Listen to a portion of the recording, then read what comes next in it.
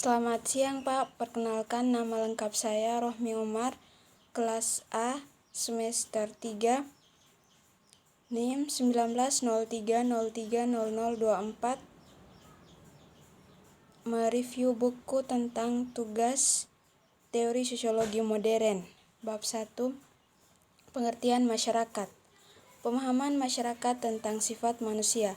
Para ahli teori ini sangat memperhatikan bukan pada psikologi tetapi lebih kepada organisasi dan intuisi dalam masyarakat dan peran yang ditentukan secara spesial yang dimainkan individu di dalamnya.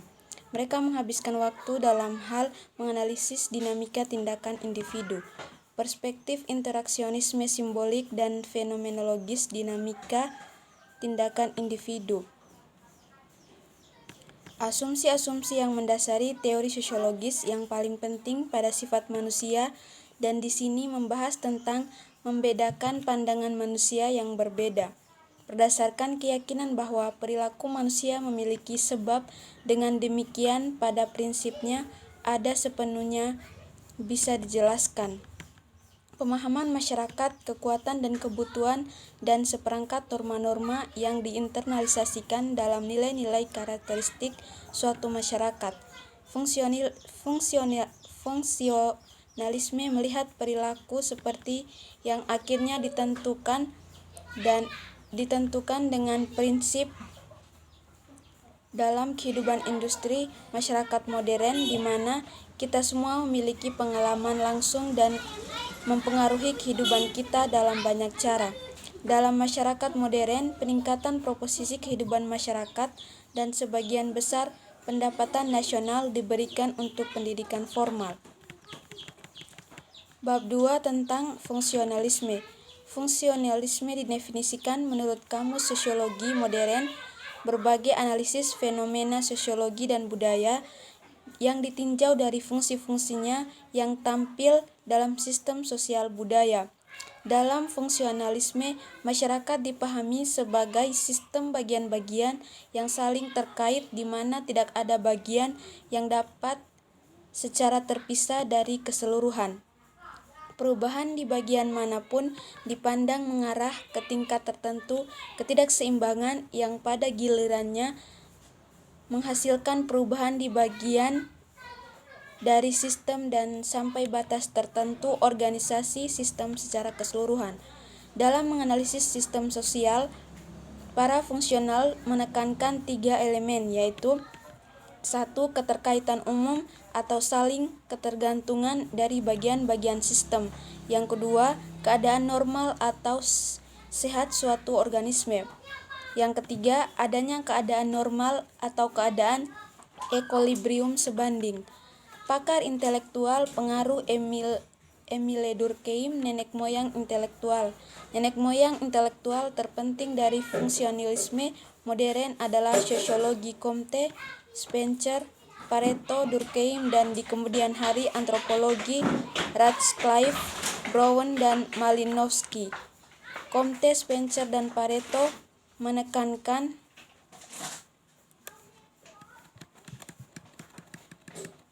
Comte menyatakan asumsi dasar fungsionalisme dari saling ketergantungan sistem sosial ketika dia berkata studi statis tentang sosiologi terdiri dari investasi hukum, aksi dan reaksi bagian yang berbeda dari sistem sosial. Fungsionalisme yang tak terelakkan disebabkan oleh peningkatan ukuran masyarakat modern. Fungsionalisme juga mengidentifikasi diferensial sebagai aspek dari keterkaitan dan integrasi sistem sosial. Evolusi Spencer, de Ori umumnya menyerupai teori yang kemudian disajikan Durkheim, de divisi tenaga kerja dalam teori masyarakat yang sangat mempengaruhi fungsi modern Comteanalis. Namun, ada 2 perbedaan penting. Pertama, Durkheim tidak bersikeras pada kebutuhan intern dari diferen sosial, seperti halnya Spencer.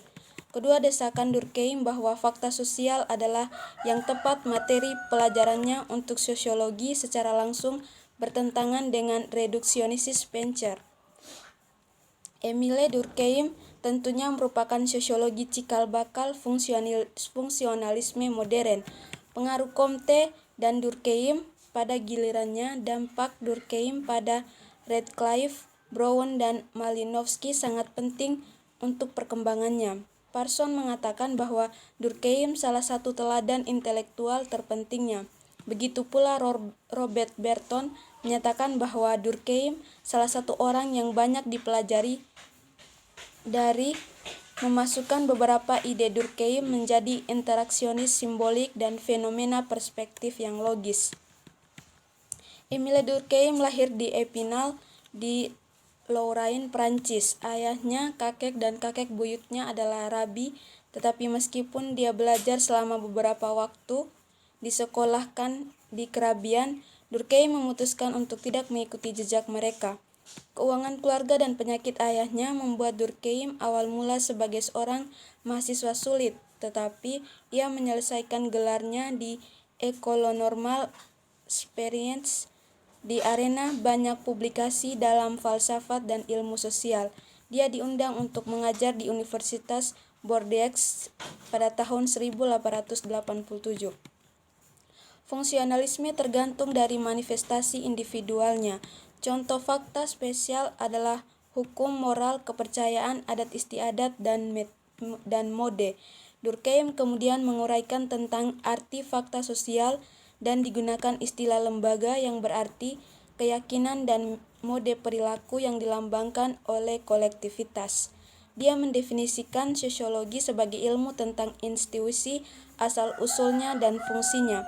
Jadi Durkheim memperjelas bahwa dia memandang makrostruktural atau skala besar atau masyarakat sebagai materi pelajaran sosiologi yang tepat. Fungsionalisme mendekati dan mengklarifikasi tentang apa itu teori. Robert Merton menyatakan bahwa Durkheim seperti kohesi sosial, memberikan dukungan psikis kepada anggota kelompok yang menjadi sasaran stres dan percemasan akut. Tingkat bunuh diri adalah fungsi dari kecemasan dan tekanan yang tidak dapat dihilangkan.